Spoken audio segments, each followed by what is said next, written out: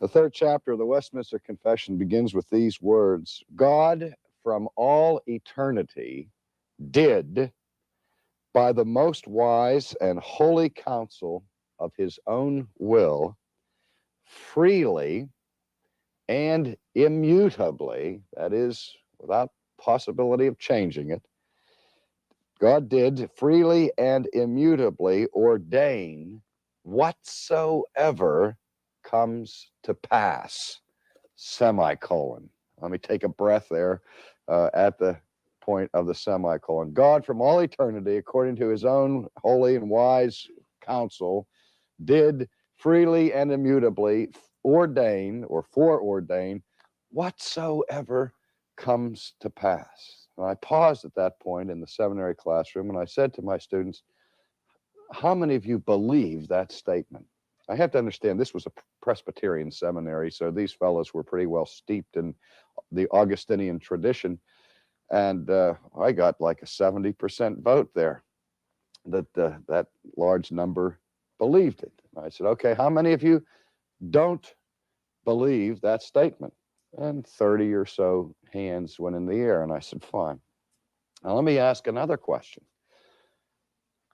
I said, without fear of recriminations, nobody's going to jump all over you. We just would like to know. Feel free to state your position. How many of you would call yourselves atheists? And nobody put their hand up. And I went into my Lieutenant Columbo routine. There's just one thing here I can't understand. I said, and I looked at those 30 who had raised their hand, and I said, do you mind if I ask you a personal question? I said, I can't figure out why those of you who raised your hand saying you did not believe this statement didn't raise your hand when I asked if you were atheists. And they looked at me with a mixture of puzzlement, but the same kind of looks I'm seeing in your eyes here today. And I was saying, because if you don't believe this statement, you understand that fundamentally, bottom line, you're an atheist. And that was about the most outrageous thing they ever heard in their lives.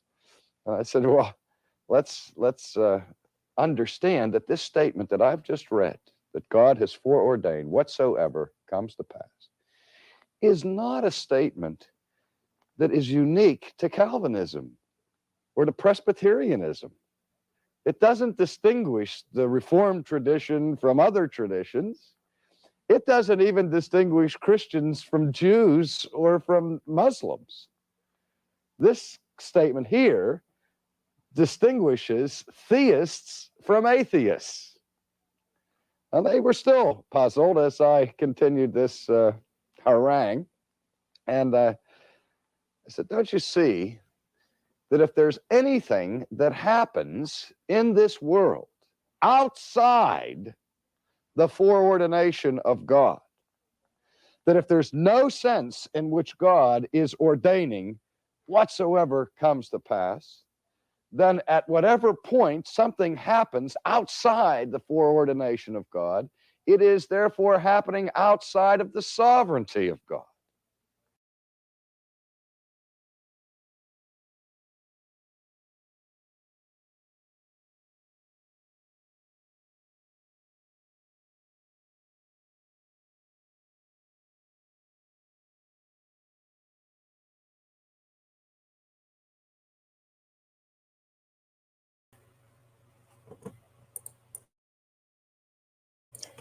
I think he's right.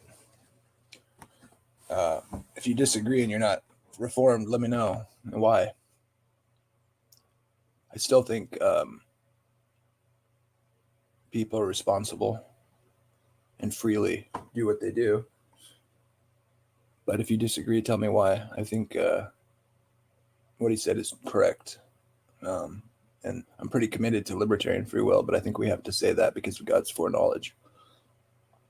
Anyways, have a good day. I'm off to work.